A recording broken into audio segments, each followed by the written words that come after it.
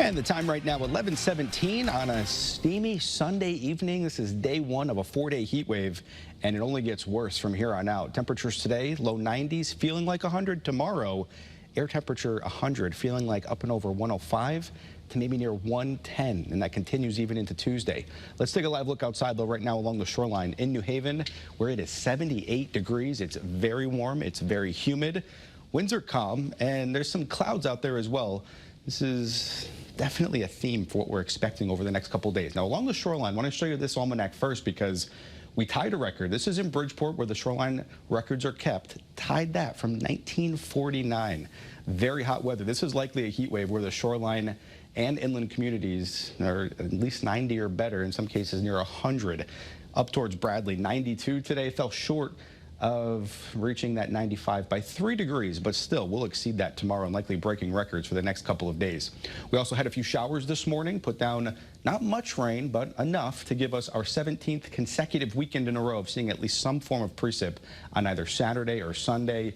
Yeah, it's likely continuing. We'll see next week. We have a whole 5-6 days till we get there, but indications right now is we'll at least start next weekend wet once again. Temperatures across the state, 70s and still a few 80s, 83 in Hartford, 80 in Meriden, 81 degrees in Chester, but that's only half the story. The humidity.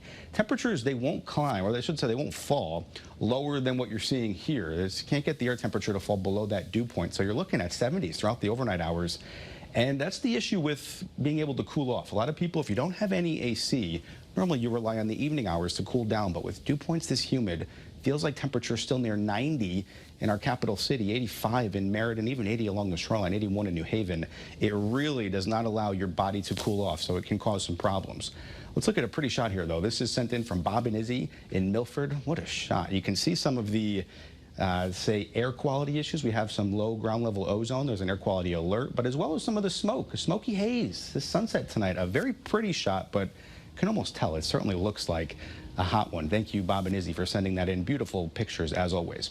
Across the nation, at least for the eastern half of the U.S., there's not much happening except the heat. This is a big dome of heat, and it only comes closer to Connecticut tomorrow and on Tuesday. Notice Minneapolis, St. Paul, still 90, and they're about an hour back. So still hot stuff on the way. Our first alert weather days continue tomorrow, Tuesday, and on Wednesday. Once again, the dangerous combination of that heat and humidity. Today, it was still very hot, but tomorrow, I'm telling you, you're going to notice the difference. When you have a heat index 100 to 110, it's very different than what you see when you're, say, going from 90 to 95. It's an exponential curve, so the higher you go, the worse it gets. Temperature-wise, this could be 4 o'clock tomorrow afternoon, about 100 degrees in Hartford, with dew points in the 70s, making it feel like 109 degrees. That is ridiculous. I mean, I don't even know if the last time I've seen temperatures that high on the map, and statewide, and it's the same deal for Tuesday. Very, very hot weather on the way. Stay cool and stay in AC, and of course, as always, stay hydrated.